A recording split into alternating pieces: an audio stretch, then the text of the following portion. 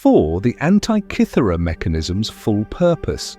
The Antikythera mechanism, discovered in a shipwreck off Greece in 1901, is perhaps the most sophisticated artifact to survive from ancient times. This corroded bronze device, dating to approximately 100 before the Common Era, is an intricate system of at least 30 interlocking gears housed in a wooden frame. For decades, archaeologists could not understand what they were seeing, as such mechanical complexity was not thought to exist until medieval European clockwork over 1,000 years later. Modern X-ray analysis revealed this was an analog computer designed to predict astronomical positions and eclipses. The device could track moon cycles, movements of 5 planets known to ancient Greeks, predict eclipses, and account for the moon's irregular orbit. The front displayed the Greek zodiac and Egyptian calendar, while the back featured spiral dials showing eclipse predictions and the 4-year cycle of ancient Greek games. The precision suggests technological sophistication historians previously believed impossible for that era. What remains mysterious is the full extent of capabilities, as approximately 1/3 is still missing.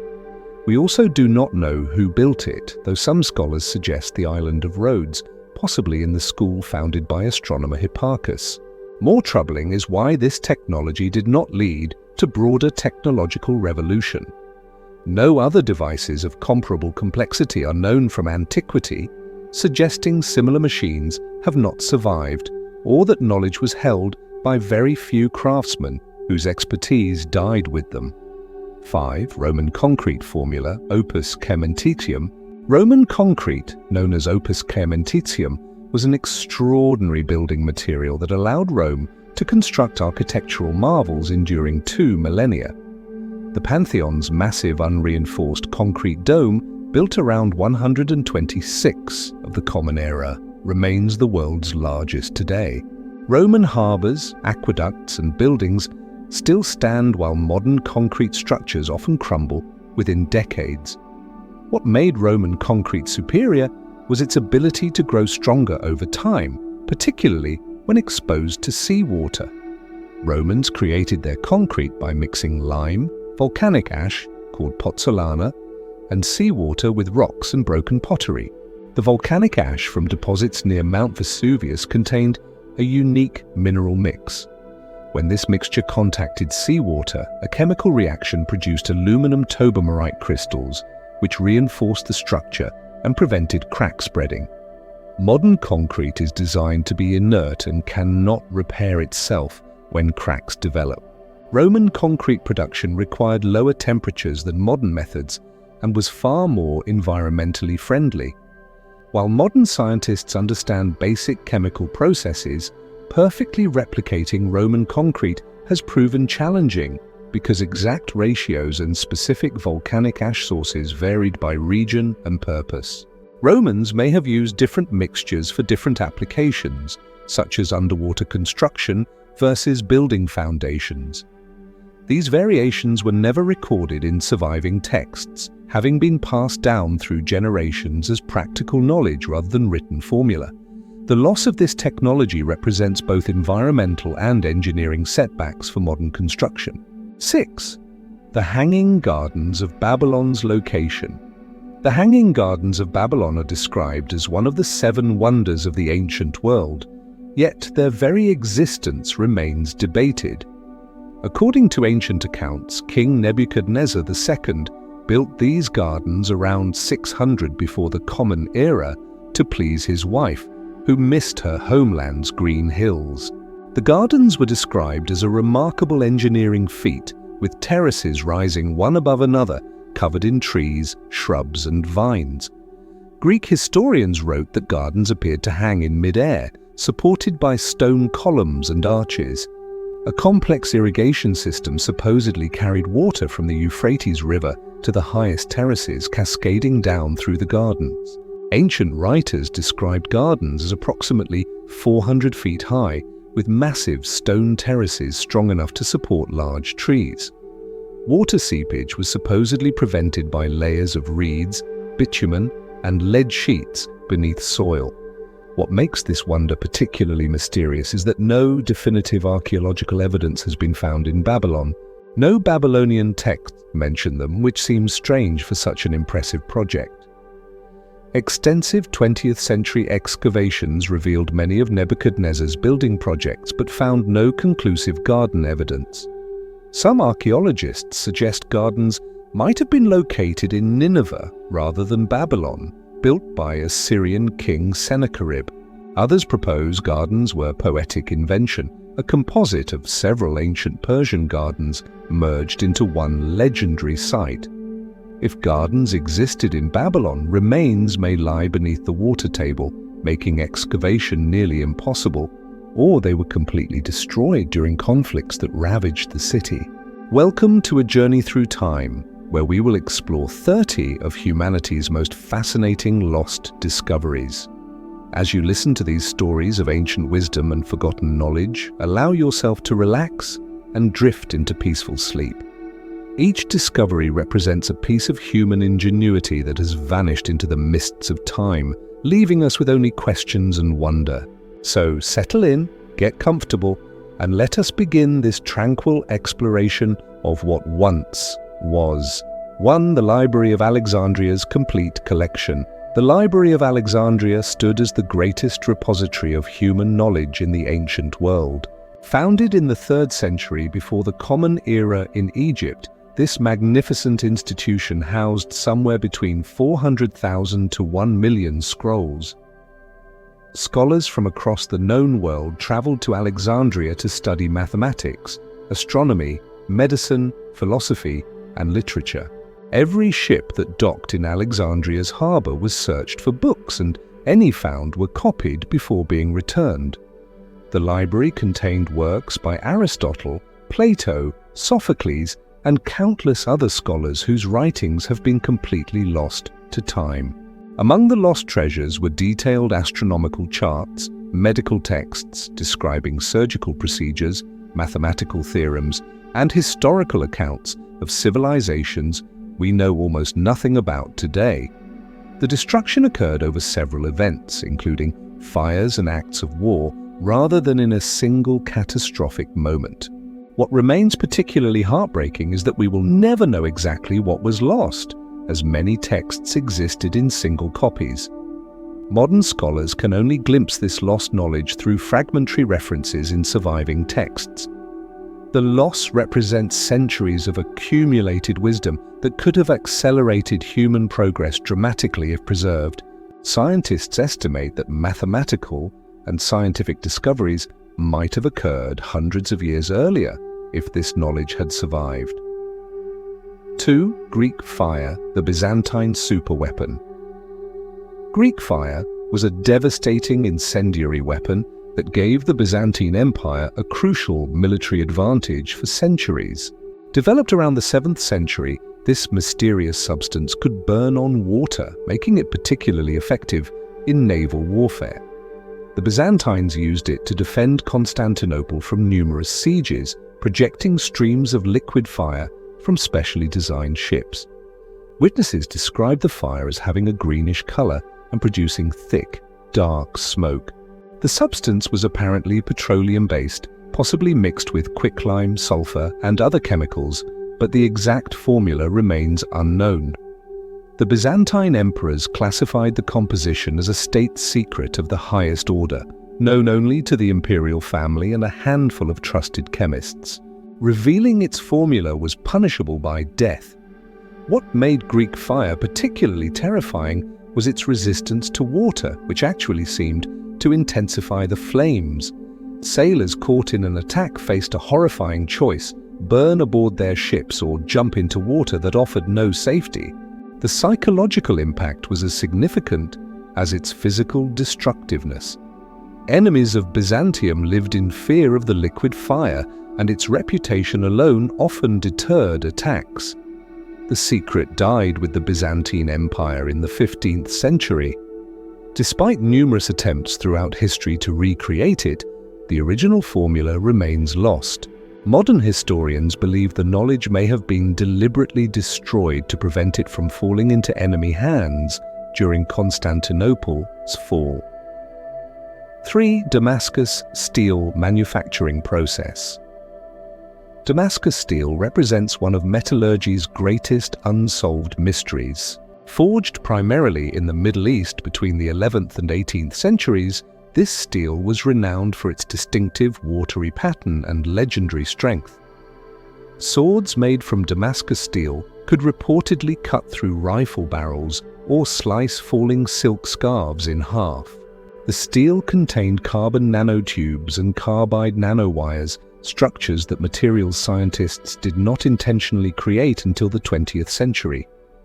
Blacksmiths in Damascus imported special steel ingots called woots from India and used secret techniques to forge them into blades. The manufacturing process involved repeated heating, folding and hammering, but exact temperatures, timing and techniques remain unknown. The distinctive patterns were not merely decorative, but indicated the internal structure that gave the metal its exceptional properties. Each blade was unique, with patterns resembling flowing water or roses. European crusaders encountered these superior blades during medieval times and were astounded by their quality. Despite capturing weapons and attempting to copy them, European smiths could not replicate the process. Production ceased around the 18th century, possibly because particular ore from India was depleted or knowledge was lost during political upheavals. Modern metallurgists have analyzed ancient blades and identified some features, but recreating the exact manufacturing process has proven impossible. Contemporary Damascus steel is actually pattern-welded steel, which achieves similar visual effects, but lacks the unique internal structure and superior properties of historical Damascus steel. 7. Stradivarius. Violin varnish. Secret. Antonio Stradivari crafted violins in Cremona, Italy, during the late 17th and early 18th centuries that remain unmatched in tonal quality. Professional musicians consider Stradivarius instruments the finest ever made, with individual violins selling for millions at auction. Of approximately 1,000 instruments Stradivari created, around 650 survive today. These instruments produce unique sound characterized by richness, depth, and complex harmonic structure that modern instruments cannot replicate. The secret has been debated for centuries. The wood came from Val di Fiemme forest in northern Italy, where trees grew slowly during the Little Ice Age, producing unusually dense wood with tight grain. Some researchers believe Stradivari treated wood with chemicals or aged it for specific periods before working. Precise thicknesses of carved plates, exact placement of F-holes, and internal bracing patterns all contributed to acoustic properties. However, many experts believe the most crucial element may be the varnish. This varnish gave violins their characteristic orange-red color and may have significantly influenced sound quality. Analysis has revealed oil-based and resin-based components, possibly including linseed oil, pine resin, and various minerals. Some researchers detected trace amounts of unusual ingredients, such as volcanic ash or ground glass, which might have modified varnish properties. The application technique was equally important, with Stradivari building up multiple thin layers rather than applying one thick coat. Despite advanced modern techniques, no one has successfully recreated the exact varnish formula or application method. 8. The Voynich manuscript's meaning. The Voynich manuscript is a mysterious illustrated codex written in an unknown script that has defied all translation attempts. The book, carbon dated to the early 15th century, contains approximately 240 pages of text, accompanied by bizarre illustrations of unidentifiable plants, astronomical diagrams, nude figures in tube-like structures, and other enigmatic imagery. The manuscript is named after Wilfrid Voynich, a Polish book dealer who purchased it in 1912.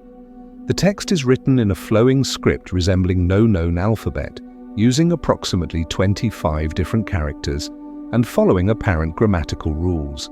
Statistical analysis reveals patterns consistent with natural language, such as word frequency distributions following Zipf's law, suggesting it is not random nonsense. The manuscript appears divided into sections: a botanical section showing impossible plants, an astronomical section with circular diagrams, a biological section with strange figures in tubes, and a pharmaceutical section with labeled drawings that might be recipes. Countless cryptographers, including codebreakers from both world wars, have attempted to decipher the manuscript without success. Some researchers believe it might be written in an artificial language invented by its author, while others suggest it could be a cipher. Recent theories propose the text might be a form of early Ukrainian or represent a lost Romance language. However, none of these theories has produced a convincing, consistent translation. The possibility remains that the manuscript is an elaborate hoax, though this seems unlikely given the text's consistency and effort required to produce such a document. 9. Silphium, the Roman miracle plant. Silphium was a plant that grew exclusively in a narrow coastal region of Cyrenaica in North Africa, in what is now eastern Libya. This remarkable plant was so valuable that it appeared on Cyrenian coins and was worth its weight in silver. Greeks and Romans used silphium extensively for culinary, medicinal, and contraceptive purposes. Ancient writers described it as having a thick stalk, yellow flowers, and large roots. The plant's resin, known as laser, was the most sought-after product, used as a seasoning that Romans described as enhancing nearly any dish flavor.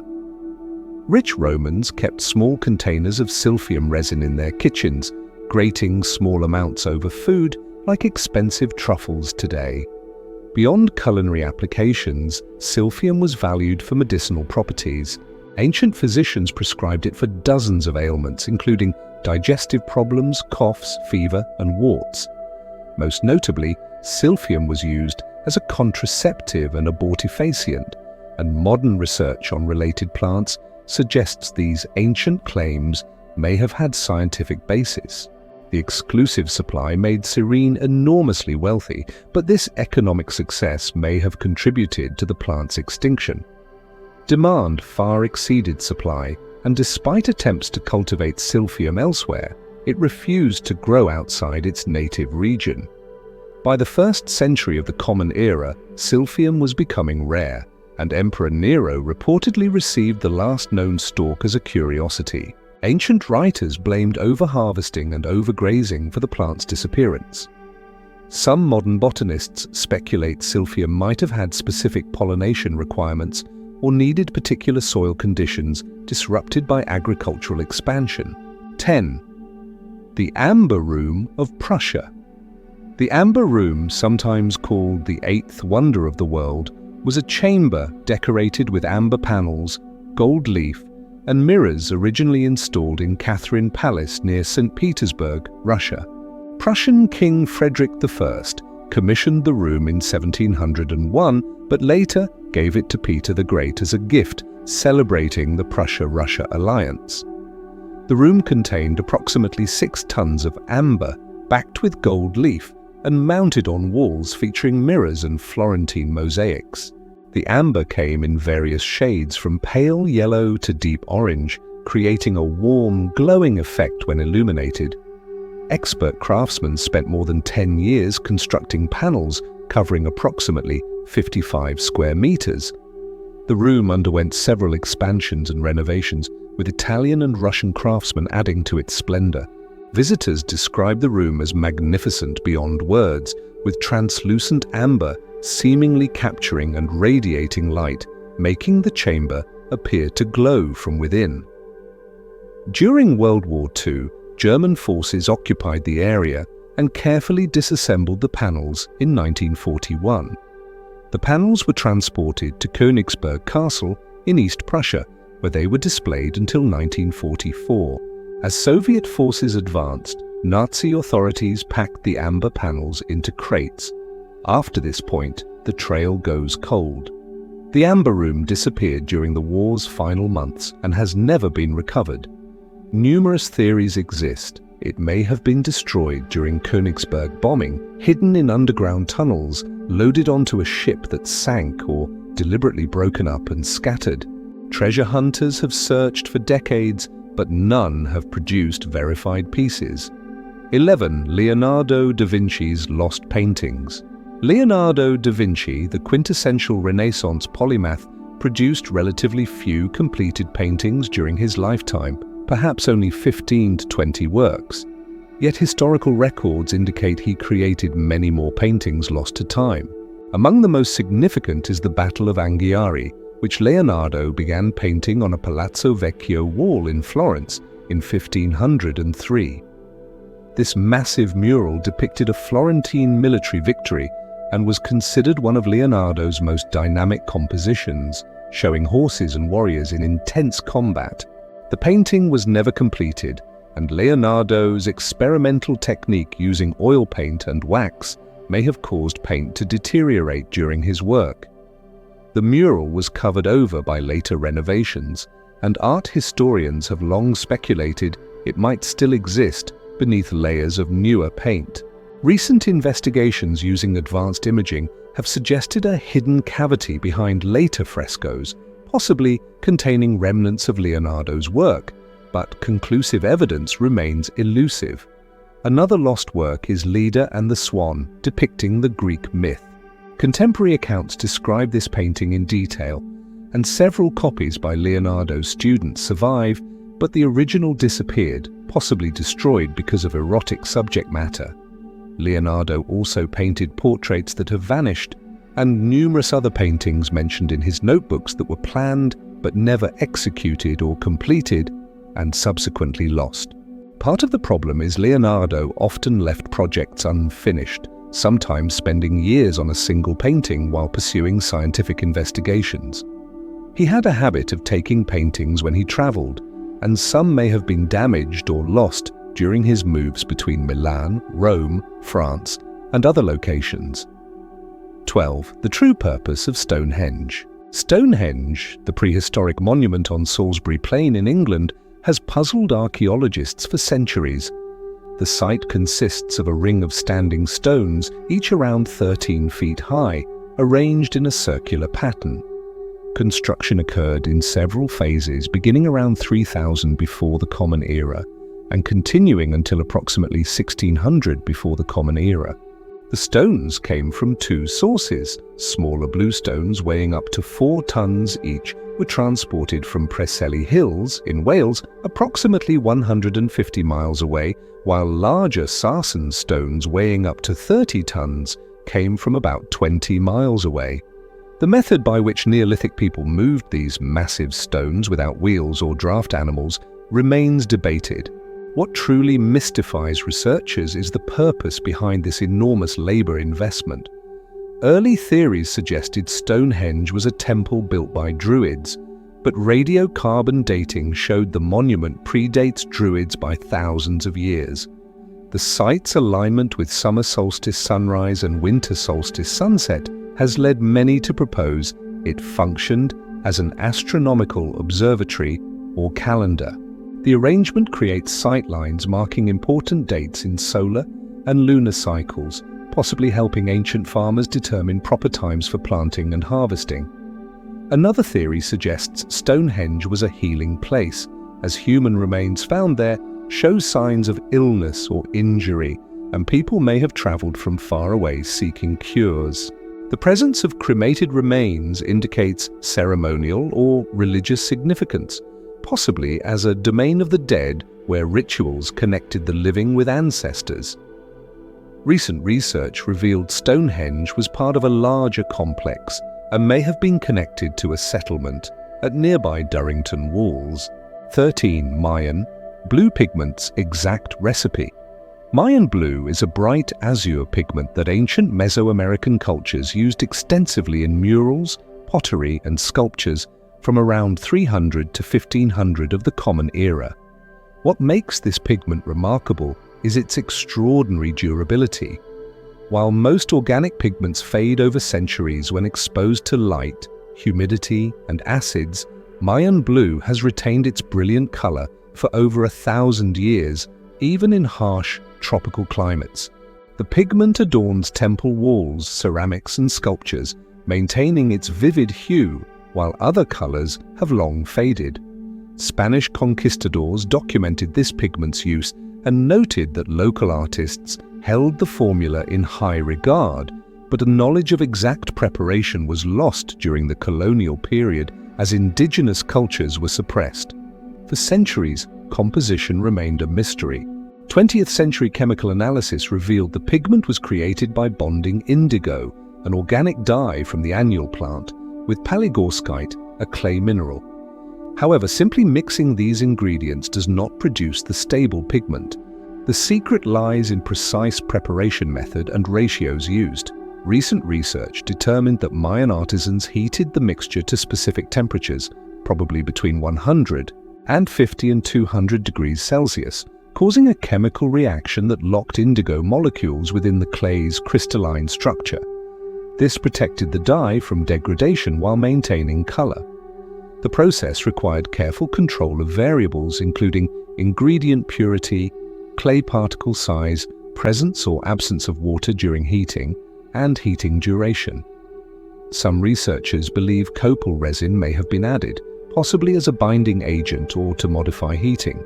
While modern scientists have successfully recreated similar pigments, the exact traditional recipe and preparation method remain uncertain. 14. The Phaistos, disc translation. The Phaistos disc is a circular clay tablet discovered at the Minoan Palace of Phaistos on Crete in 1908. Dating to approximately 1700 before the Common Era, the disc is about 15 centimeters in diameter and features symbols stamped into both sides in a spiral pattern. The disc contains 241 symbols representing 45 distinct signs, each apparently made using individual stamps, making this the earliest known example of movable type printing, predating Gutenberg by over 3,000 years. The symbols include representations of people, animals, plants, tools, and geometric shapes, arranged in groups separated by vertical lines, suggesting they form words or phrases. No other examples of this script have been found anywhere, which has made decipherment impossible using comparative methods that helped crack Linear B and Egyptian hieroglyphics. The uniqueness has led some skeptics to suggest it might be a forgery, but the artifact's discovery context and clay characteristics are consistent with authentic Bronze Age Cretan artifacts. Archaeologists believe the disc is genuine, but cannot explain why only one example has survived. Numerous translation attempts have been made, with researchers proposing connections to various ancient languages. Some theories suggest the disc is a prayer, hymn, calendar, board game, or diplomatic document. The spiral layout might be significant, as spirals held religious or symbolic meaning in many ancient cultures. One popular theory proposes the disc tells a story or recounts historical events, with images serving as mnemonic devices to help a speaker remember an oral narrative. This would explain why no other examples exist, as the writing system might have been used only for special purposes. 15. Ancient Egyptian medical techniques. Ancient Egyptian physicians were among the most skilled practitioners in the ancient world, and their medical knowledge was so respected that foreign rulers requested Egyptian doctors. Medical papyri that have survived, such as the Ebers Papyrus and Edwin Smith Papyrus, reveal Egyptian physicians understood anatomy, performed surgeries, set broken bones, and treated a wide variety of conditions with surprisingly sophisticated approaches. They recognized the heart was connected to circulation, identified the pulse as a diagnostic tool, and understood that head injuries could affect other body parts. Egyptian doctors specialized in different areas, with some focusing on eyes, others on teeth, and others on internal medicine. They used numerous medicinal compounds derived from plants, minerals, and animal products, including ingredients like honey, which we now know has antibacterial properties. Archaeological evidence shows Egyptian physicians performed trepanation, drilling holes in the skull, possibly to relieve pressure or treat head injuries, and that patients sometimes survived these procedures, as indicated by bone healing around holes. Despite these advances, much Egyptian medical knowledge has been lost. The medical papyri that survive represent only a fraction of what must have existed, as these were copied and recopied texts, and originals and many subsequent copies have disintegrated over millennia. Furthermore, papyri often describe treatments without fully explaining the reasoning behind them or precise techniques used. Instructions might specify ingredients and quantities, but omit crucial details about preparation methods. Some remedies include ingredients we cannot confidently identify today, as ancient Egyptian names for plants and materials do not correspond neatly to modern classifications. Egyptian physicians also understood the importance of cleanliness and wound care. 16. The Lost City of Atlantis. The story of Atlantis originates from Greek philosopher Plato, who described it in his dialogues Timaeus and Critias, written around 360 before the Common Era. According to Plato, Atlantis was a powerful naval civilization that existed 9,000 years before his time on a large island beyond the Pillars of Hercules, which most scholars interpret as the Strait of Gibraltar. The Atlanteans built a magnificent capital city with concentric rings of water and land, adorned with precious metals. The civilization possessed advanced technology, a powerful military, and controlled territories across the Mediterranean. However, the Atlanteans became corrupt and aggressive, attempting to conquer Athens and other regions. The gods, displeased with their behavior, punished Atlantis by causing the island to sink into the ocean in a single catastrophic day and night of earthquakes and floods.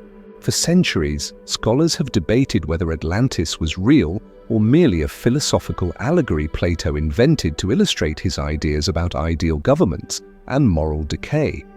Those who believe Atlantis was real have proposed numerous locations, including the Mediterranean, Atlantic Ocean, Antarctica, and South America.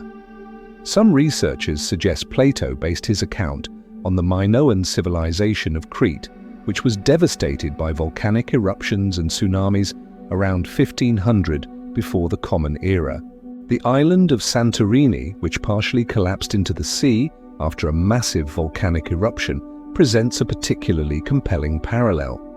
Others point to the city of Helike in Greece, which sank into the sea after an earthquake in 373 before the Common Era. Despite numerous underwater expeditions and archaeological investigations, no definitive evidence has ever been found. Most mainstream scholars believe that if Plato based his story on real events, he heavily embellished and fictionalized them. 17. Archimedes' heat, ray, mirrors. Archimedes of Syracuse was one of history's greatest mathematicians and inventors, living in the 3rd century before the Common Era. Among devices attributed to him is the heat ray, a weapon supposedly used to defend Syracuse against Roman ships during the siege around 214 before the Common Era. According to legend, Archimedes designed large mirrors or highly polished bronze shields that soldiers positioned on city walls. When the Roman fleet approached, defenders used these mirrors to focus sunlight onto enemy ships, setting them ablaze from a distance. Ancient writers describe this weapon, though accounts vary in detail, and some were written centuries after events. The concept behind the heat ray is sound in principle, as concentrating solar energy can generate intense heat. Modern experiments have attempted to recreate Archimedes' weapon with mixed results. In 1973, Greek scientist Ioannis Sakkas arranged 70 mirrors in a hexagonal pattern and successfully set a wooden boat ablaze from about 50 meters away. However, critics noted the boat was stationary, covered in tar, and conditions were ideal, unlike a moving ship in combat. The television show Mythbusters tested the concept multiple times and generally concluded that while possible in theory, the weapon would have been impractical in actual warfare. Mirrors would need to be precisely aimed and coordinated, the target would need to remain stationary for several minutes, weather conditions would need to be perfect, and ships would need to be within relatively close range. Some historians suggest the heat ray story is a myth or exaggeration, possibly conflating Archimedes' actual defensive weapons with later embellishments. The story might have originated as propaganda.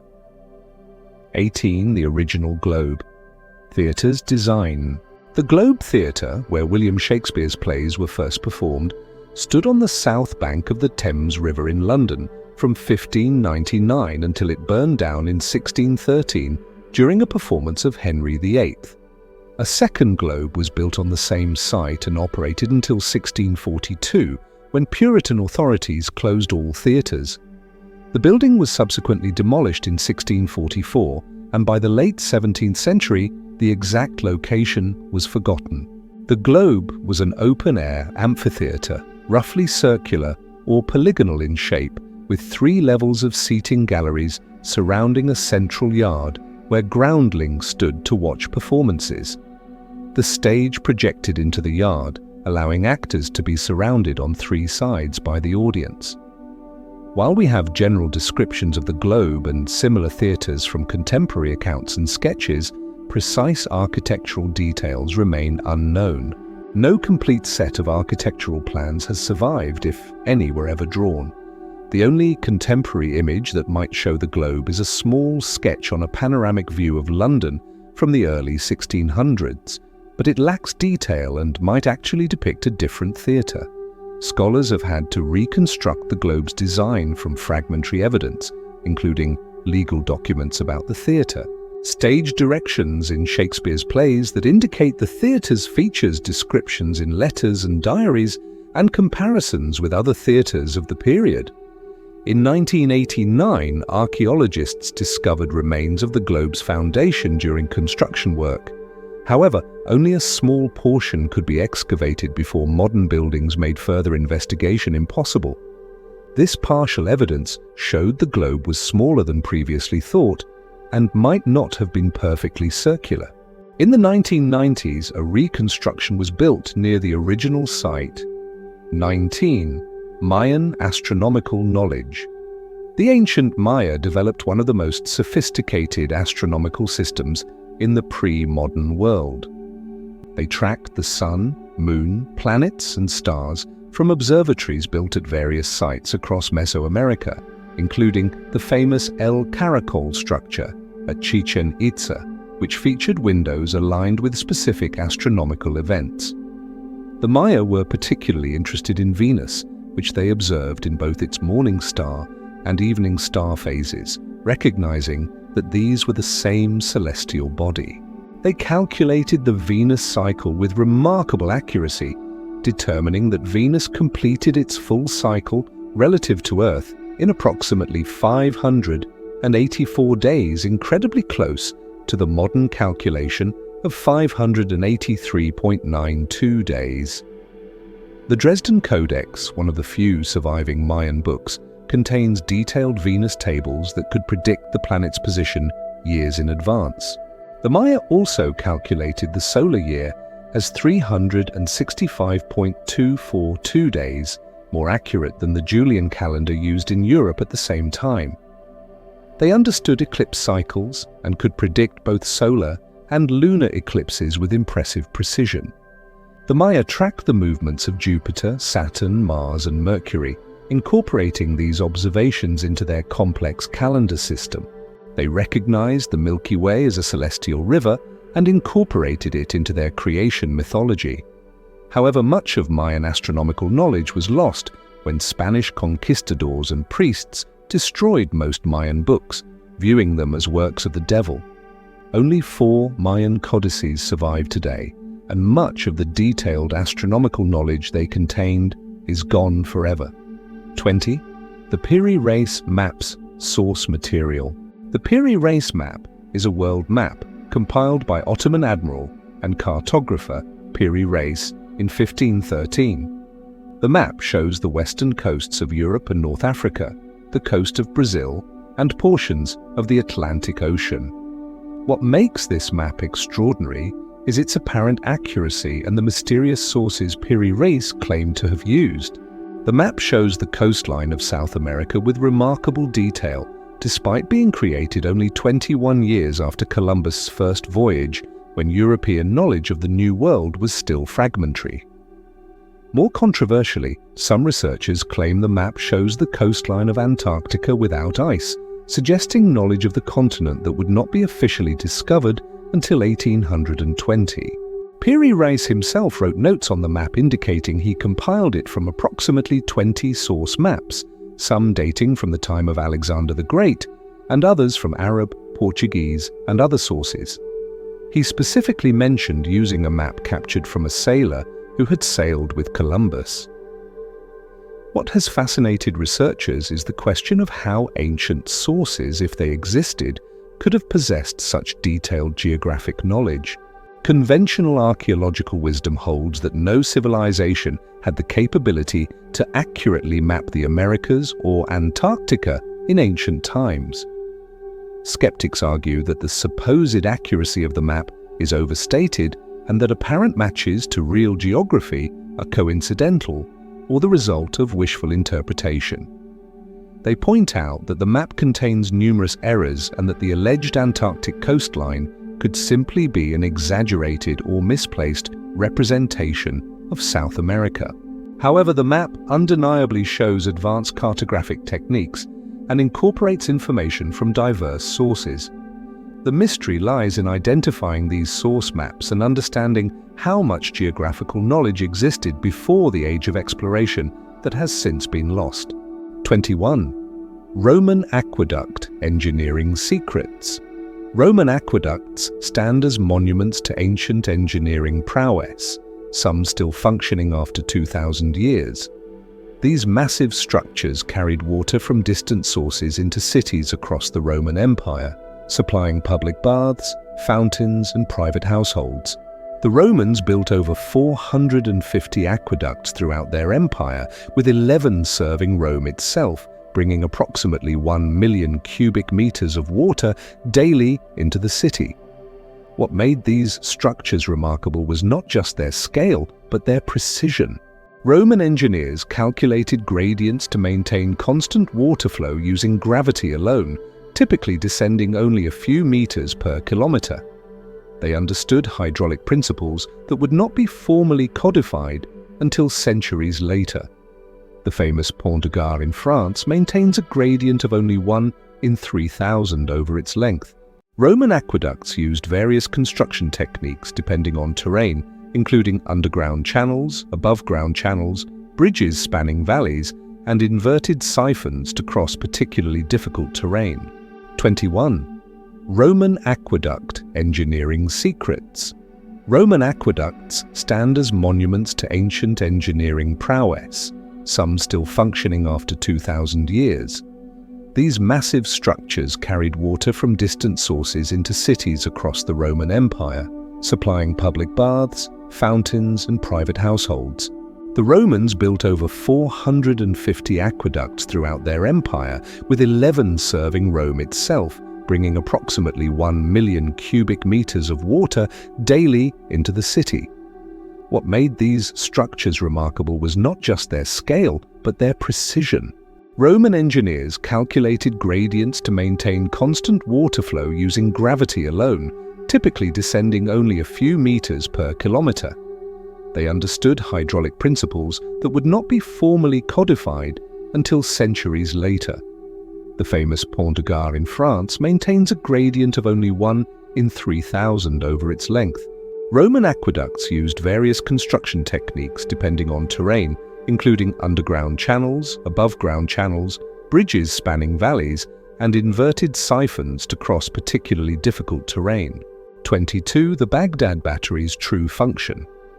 The Baghdad Battery is a collection of artifacts discovered near Baghdad in 1936 that some researchers believe may have been ancient batteries. The artifacts consist of ceramic jars containing copper cylinders enclosing iron rods dated to the Parthian period, approximately 250 before the Common Era to 224 of the Common Era. German archaeologist Wilhelm Koenig proposed that these objects functioned as galvanic cells, producing electricity when filled with an acidic solution like vinegar or wine. If true, this would suggest ancient Mesopotamians understood and utilized electricity 2,000 years before Alessandro Volta invented the modern battery. Modern experiments have demonstrated that the artifacts could function as batteries, producing about 1 to 2 volts when filled with acidic liquid. However, the actual purpose of these objects remains highly controversial. No wires or conductors that might have carried electrical current have been found associated with the jars. 23. Inca Quipu recording system. The Inca Empire, which flourished in South America from the 13th to 16th centuries, never developed a conventional writing system. Instead, they used an intricate device called quipu, a system of knotted strings, to record information. A quipu consisted of a main horizontal cord from which numerous colored strings hung vertically. These pendant strings contained various types of knots at different positions, with the type, position, and quantity of knots apparently encoding information. Spanish conquistadors witnessed quipu being used throughout the Inca Empire and documented their importance in administration, but the Spanish systematically destroyed most quipus as pagan objects. Only about 600 quipus survive today, and deciphering their complete meaning remains one of archaeology's greatest challenges. Scholars have successfully decoded the numerical information in quipus, understanding that knots represent decimal numbers used for census data, tribute records, and astronomical calculations. Different knot types represented different powers of 10, allowing complex mathematical operations. However, Spanish chronicles indicate quipus also recorded historical narratives, royal genealogies, laws, and possibly even poetry. This narrative information remains undeciphered. The colors of strings, their arrangement, the direction of knot twists and spacing between knots all apparently carried meaning beyond simple numbers. Some researchers believe quipus functioned as mnemonic devices, with the physical structure prompting trained readers to recite memorized information rather than directly encoding language. Others argue quipus represent a true three-dimensional writing system, encoding linguistic information through a complex combination of features. The Inca trained specialists called quipucamayos to create and interpret quipus, and this knowledge was passed through apprenticeship. When the Spanish conquered the Inca Empire and eliminated the quipucamayo class, the ability to fully read quipus died with them. 24. The Nazca Line's original purpose. The Nazca Lines are enormous geoglyphs etched into the desert floor of southern Peru, created by the Nazca culture between 200 before the Common Era and 600 of the Common Era. These designs include hundreds of figures ranging from simple lines and geometric shapes to elaborate representations of animals, plants, and humanoid figures. Some individual figures measure up to 370 meters across. The lines were created by removing the reddish pebbles covering the desert floor to reveal the lighter colored ground beneath. The dry, windless climate of the Nazca Desert has preserved these lines for over 2,000 years. What makes the Nazca Lines particularly mysterious is their scale. Many figures can only be fully appreciated from the air, leading to wild speculation about how and why the Nazca people created them. The most famous designs include a hummingbird, spider, monkey, and condor, along with numerous geometric patterns and straight lines extending for kilometers. Various theories attempt to explain their purpose. Archaeologist Paul Kosok initially proposed they functioned as astronomical calendars, with lines pointing towards solstice and equinox positions. However, later research found that while some lines do align with astronomical events, most do not show any clear astronomical purpose. Anthropologist Johann Reinhard suggested the lines were related to water and fertility rituals, with animal figures representing water-related deities. This theory is supported by the fact that the Nazca region is extremely arid and water would have been the primary concern for survival. Archaeological excavations have found offerings of shells and other items at line intersections, supporting ritual use. Another theory proposes the lines were ceremonial pathways, with people walking along them during religious processions. The straight lines could have connected important sites, or huacas, sacred locations in the landscape. Some researchers suggest the lines served multiple purposes over their long period of creation, with different figures and lines constructed for different reasons at different times. 25. Ancient Chinese earthquake detector. In the year 132 of the Common Era, Chinese astronomer and mathematician Zhang Heng invented the world's first seismoscope, a device capable of detecting earthquakes occurring hundreds of kilometers away. Historical texts describe this remarkable instrument as a large bronze vessel approximately 2 meters in diameter, with 8 dragon heads positioned around the exterior, each holding a bronze ball in its mouth. Below each dragon sat a bronze toad with its mouth open. When an earthquake occurred, a pendulum mechanism inside the vessel would trigger one of the dragons to release its ball, which would fall into the corresponding toad's mouth with a loud sound, alerting observers. The dragon that dropped its ball indicated the direction from which the earthquake had originated. According to historical records, the device successfully detected an earthquake in Long Sea, approximately 400 kilometers away, days before messengers arrived with news of the disaster. This demonstrated the instrument's remarkable sensitivity and accuracy. However, no detailed technical specifications or diagrams of Zhang Heng's seismoscope have survived. All examples of the device itself were lost over the centuries, possibly destroyed during wars or natural disasters.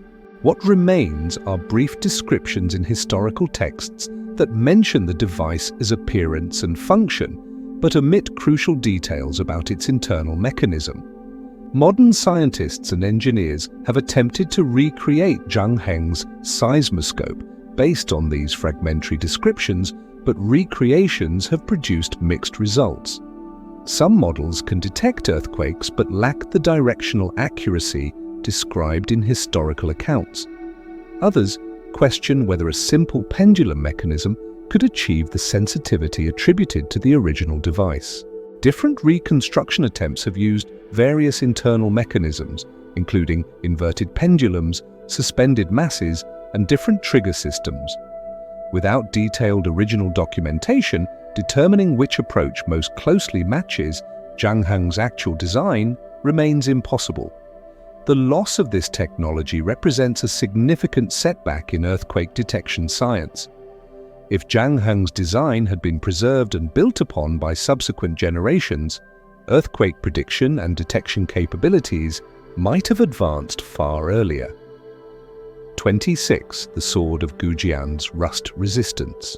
The Sword of Gujian is a bronze sword discovered in 1965 in a tomb in Hubei province, China. The sword dates to the spring and autumn period of Chinese history, approximately 500 before the Common Era, making it over 2,500 years old. What astounded archaeologists was the sword's condition when discovered. Despite spending millennia in a waterlogged tomb environment that should have corroded bronze extensively, the Sword of Gujian showed no signs of rust or tarnish. When found, the blade was still sharp enough to cut paper, and its surface gleamed as if newly forged. The sword measures 55 centimeters long and features intricate decorations, including rhombus patterns near the hilt and a mysterious inscription of 8 characters. Scholars identified this as the personal sword of Gujian, king of Yue, a historical figure known for his perseverance and eventual victory over his enemies. The sword's exceptional preservation has puzzled metallurgists and archaeologists.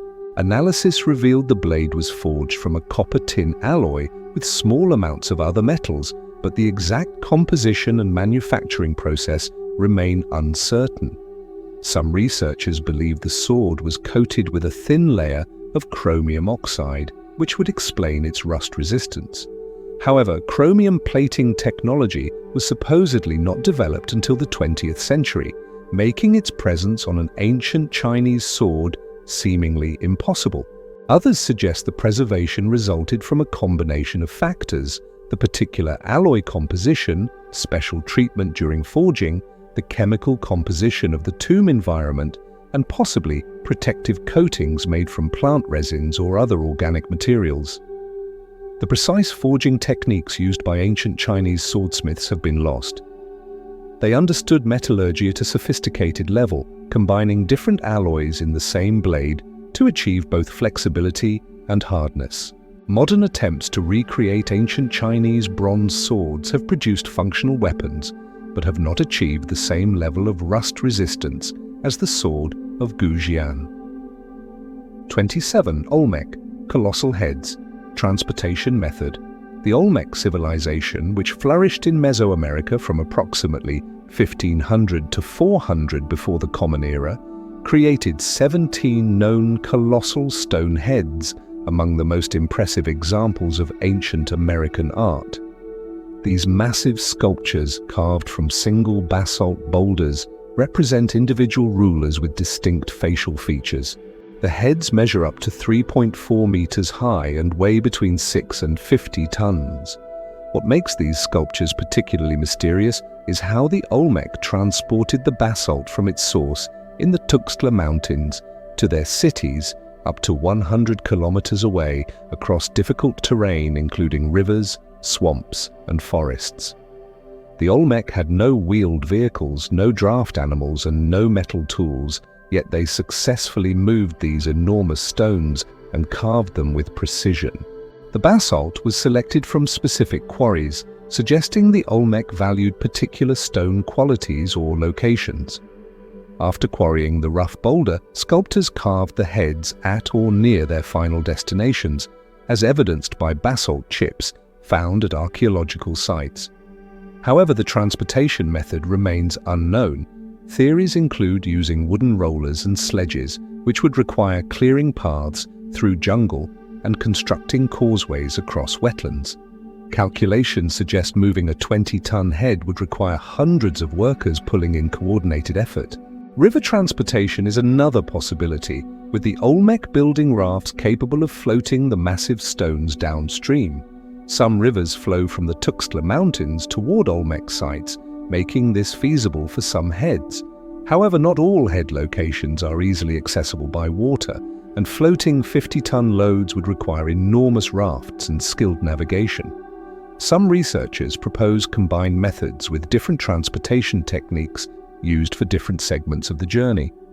The Olmec might have moved stones during rainy season when ground was softer and rivers higher. They may have had specialized knowledge of local geography that allowed them to exploit seasonal conditions. 28. The Mechanical Turk's inner workings. The Mechanical Turk, also known as the automaton chess player, was a fake chess-playing machine constructed in 1770 by Wolfgang von Kempelen for Austrian Empress Maria Theresa. The device consisted of a life-sized figure dressed in Turkish robes, seated behind a large cabinet with a chessboard on top.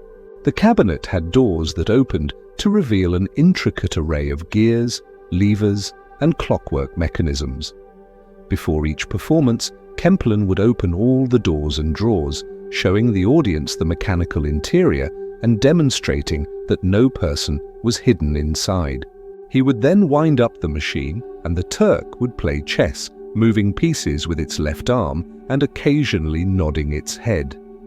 The automaton defeated most opponents and played against notable figures, including Benjamin Franklin and Napoleon Bonaparte.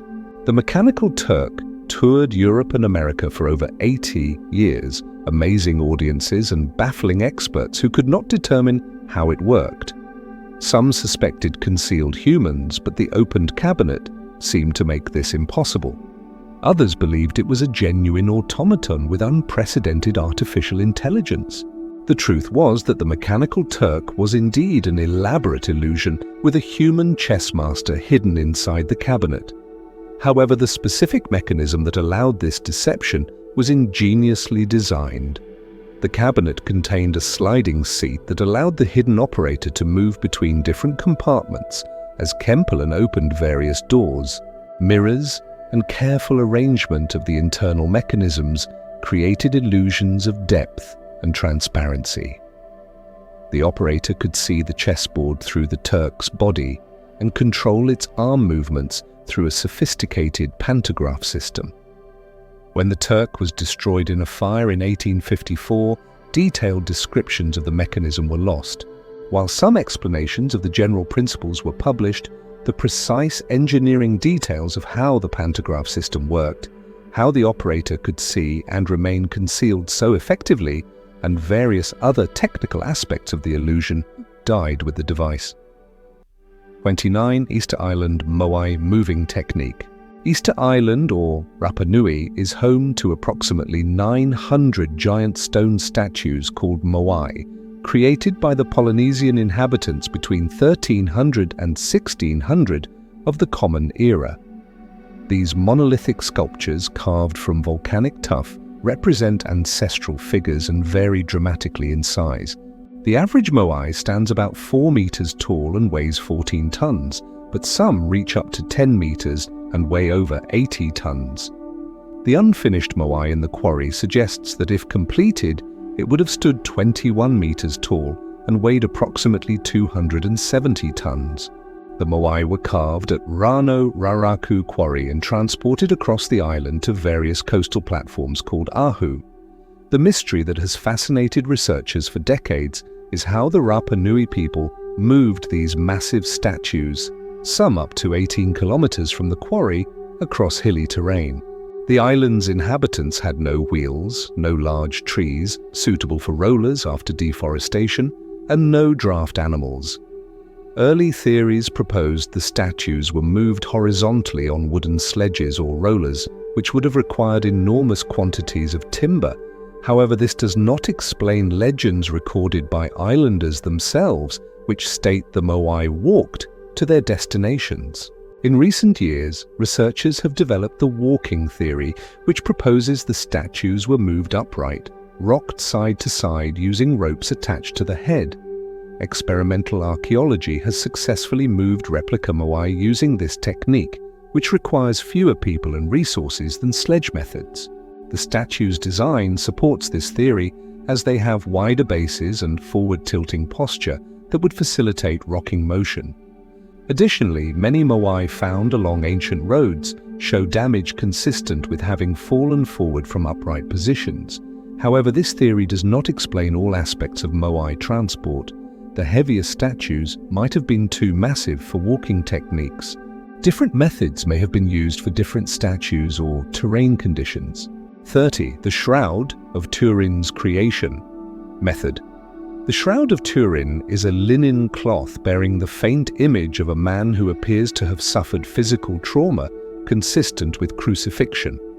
The Catholic Church has historically presented this as the burial shroud of Jesus Christ. The shroud measures 4.4 meters by 1.1 meters and shows both frontal and dorsal images of a man. The image is remarkably detailed, showing anatomically correct proportions and features that suggest the cloth made contact with a three-dimensional body. What makes the shroud mysterious is how the image was formed. The image consists of a yellowing of the linen fibers, with no paint, dye, or other colorant detected. The image is superficial, affecting only the topmost fibers without penetrating the cloth's weave. Attempts to determine the shroud's age have produced controversial results. Radiocarbon dating performed in 1988 dated the cloth to between 1260 and 1390, suggesting medieval origin. However, supporters argue this sample was taken from a repaired section or was contaminated, making the results unreliable. Other dating methods, including analysis of pollen grains and fabric weaving patterns, have suggested various dates ranging from ancient to medieval times. If the shroud is a medieval forgery, the method used to create the image remains unknown. Medieval artists lacked technology to produce such a detailed negative image showing three-dimensional information. The image appears as a photographic negative with light and dark areas reversed, a concept not understood until the 19th century. Some researchers propose the image resulted from a burst of radiation associated with resurrection. Though this hypothesis is scientifically untestable, others suggest various artistic techniques, including contact methods with pigments, acid painting, or heating sculptures and pressing cloth against them. None of these proposed methods have successfully recreated all the shroud's characteristics in experiments. The Shroud of Turin remains one of the most studied and controversial artifacts in history, with its origin and creation method continuing to elude definitive explanation.